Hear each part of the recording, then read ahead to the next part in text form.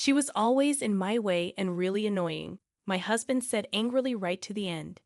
It made me wonder if he was even human. He was the worst, not just as a parent, but as a person.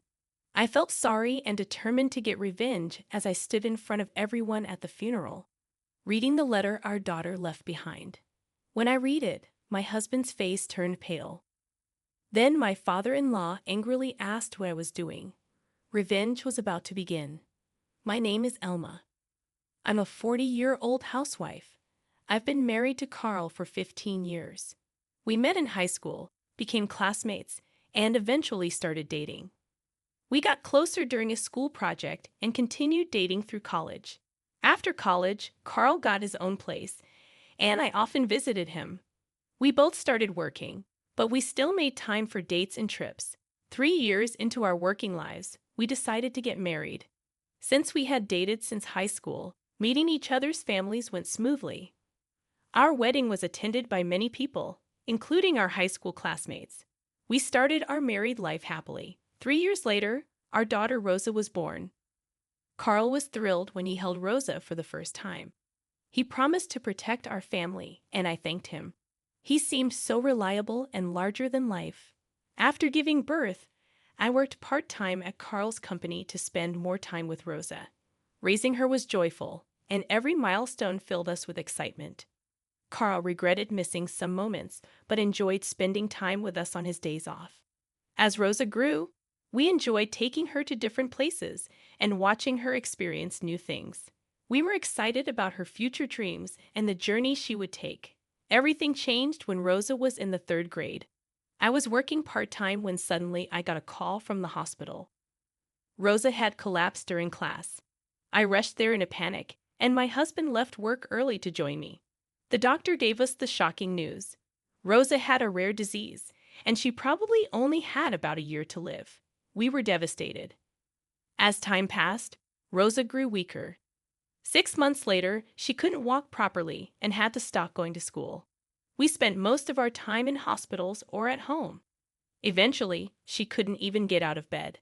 I quit my part-time job to take care of her full-time. It was crucial that we supported her with all we had.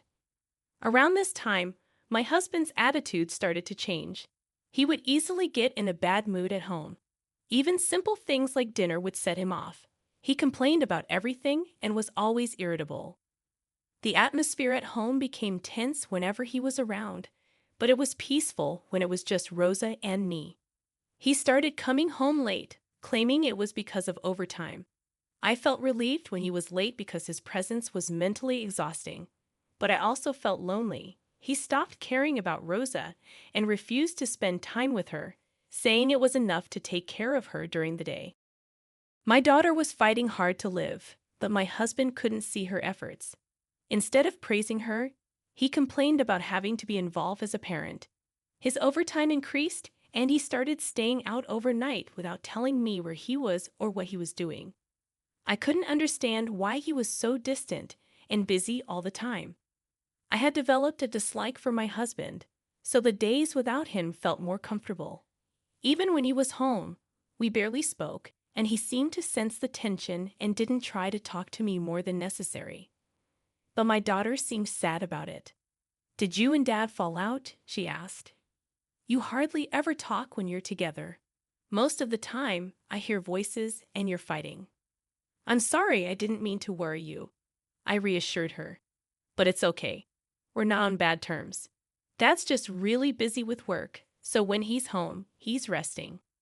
"Oh, I see," she said, seeming a little relieved but still sad that her dad wasn't talking to her much.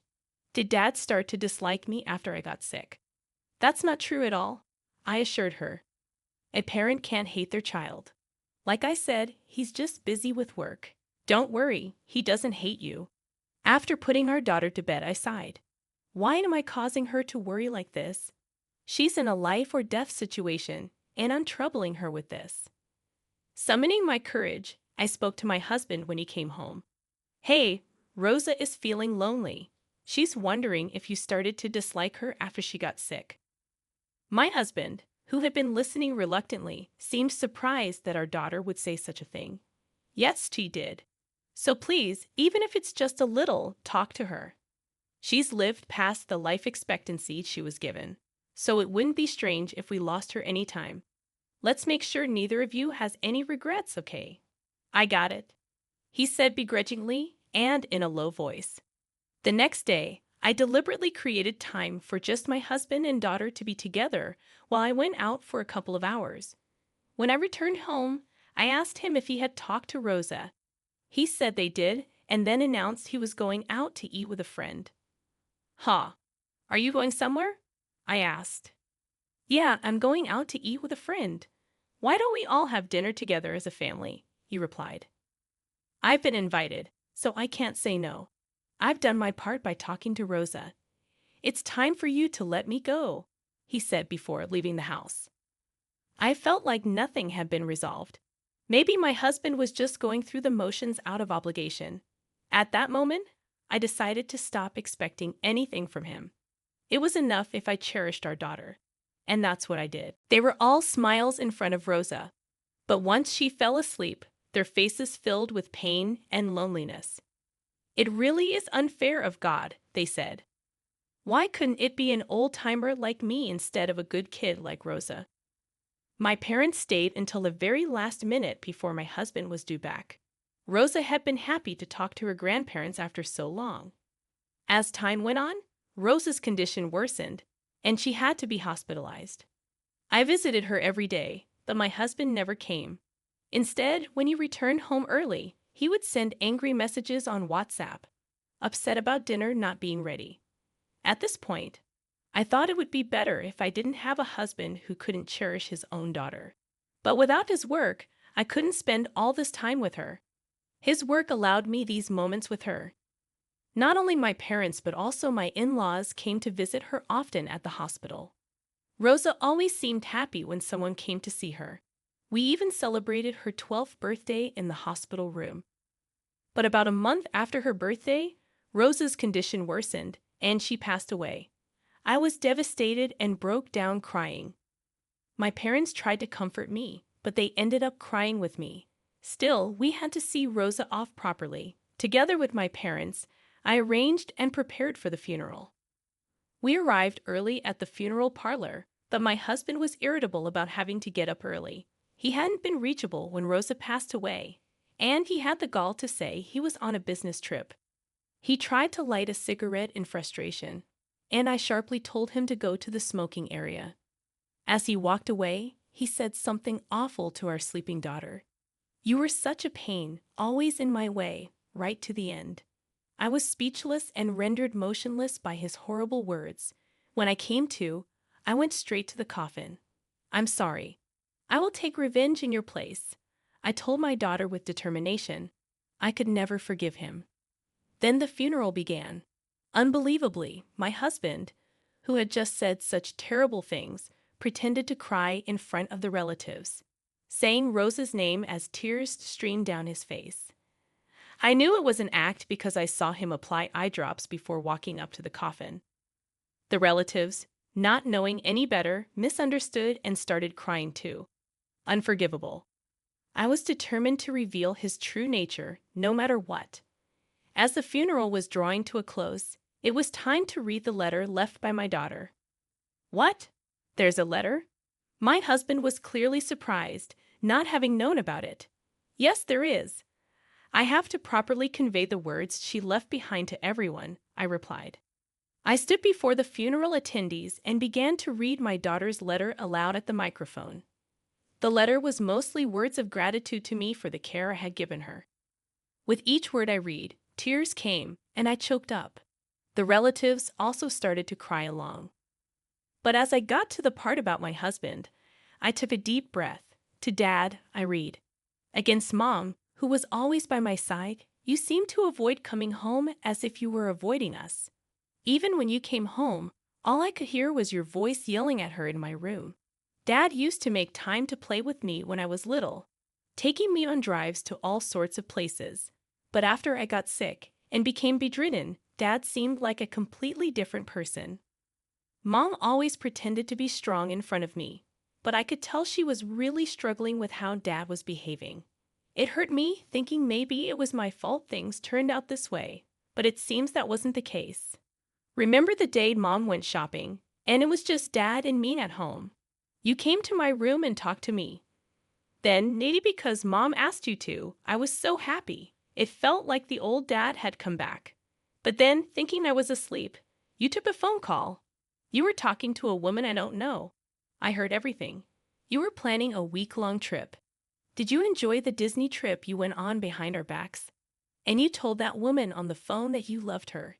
Hearing that, I realized you don't care about Mom or me anymore. So please, after I'm gone, divorce Mom. Don't make her unhappy anymore. Let her be free from you. When I finished reading the letter, the room was buzzing. My husband stood there, pale as a ghost. What the hell are you doing? My father-in-law's angry voice boomed. The revenge had begun. My husband just stood there, speechless, stuttering. Ah. Ah. My father-in-law grabbed him by the collar and yelled, "You fool!" before striking him across the face. My husband, staggering, denied the affair, saying, "It's not what it looks like. There must be some mistake." But my father-in-law replied, "What's the mistake?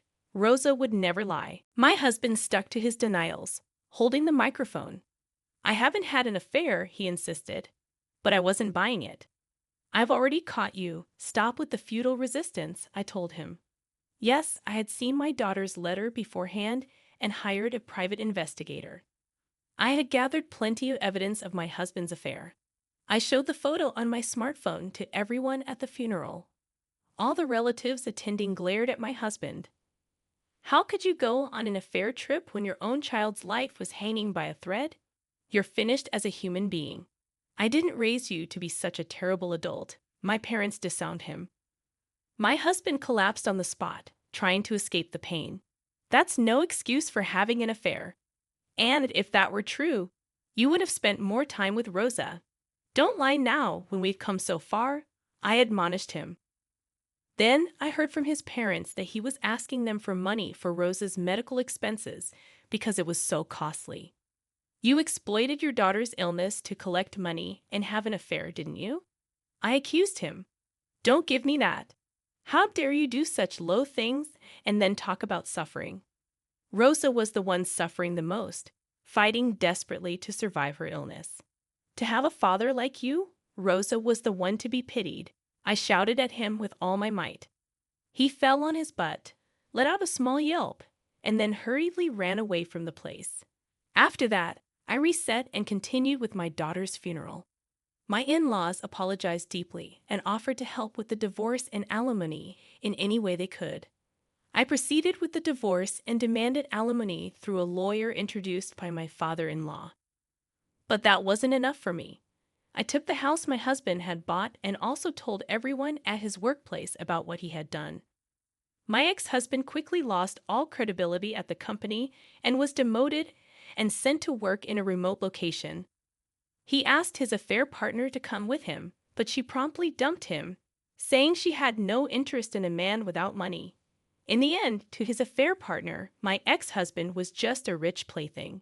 He was abandoned by his parents and relatives, left to work alone in a distant place, living a lonely life. It's all what he deserves. And honestly, I'd like to beat him up to my heart's content if I could. Meanwhile, I sold the house I got from my ex-husband and moved back to my parents' house. With the alimony from my ex-husband and his affair partner, I had a considerable amount of money. I didn't feel like working for a while after my daughter passed away, but gradually I started to think more positively and began working part-time at a cafe near my parents' house. Mom's homemade cake.